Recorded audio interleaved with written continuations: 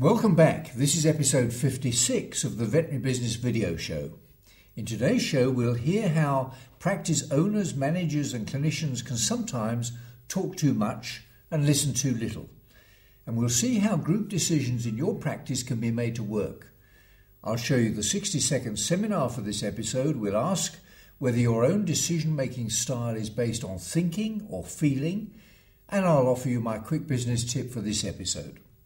I'm John Sheridan, and this is the show that helps practice owners, managers and clinicians just like you to build your successful practice into a great business.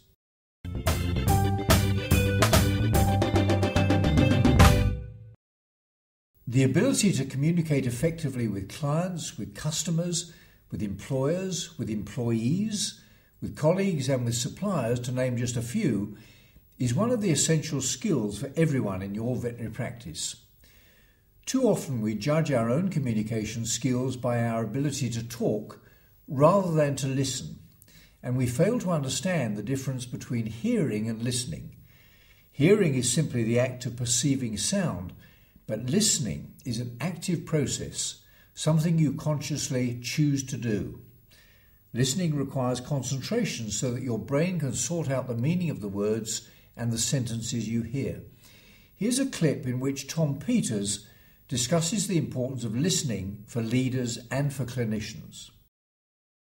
How long is it before the doctor addresses you, sits down with you? How long is it before the doctor, on average, interrupts? And if you said 18 seconds, you got it exactly right. 18 seconds, and the doctor has interrupted with his opinion. Now, am I doing this little piece for you to trash doctors? Absolutely not. I'm doing this little piece to trash you.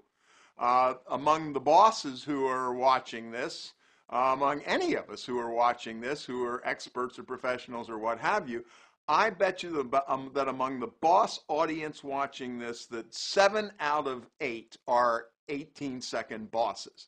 That is, it is so, oh my God, I've seen this before. This is what you should do before you even express what the problem is. So here's the segue. I have come to the conclusion, and you may argue that this is overstated, but I don't care whether you argue that or not. I believe it.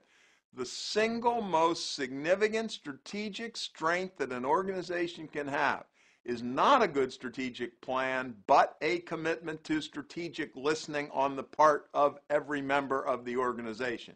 Strategic listening to frontline employees, strategic listening to vendors, to customers. But because you see, I really hate MBA programs, but someday I'm going to have my own MBA program, and the number one core course in Tom's MBA program is going to be a 2-part, half-year each course called Strategic Listening 1 and Strategic Listening 2. The reality is you can teach listening, you can get better at listening. There's no issue about that, but guess what? It's like playing the piano, it's like becoming an actor, it's like learning to be an artist. It is a profession that has to be learned, and it is my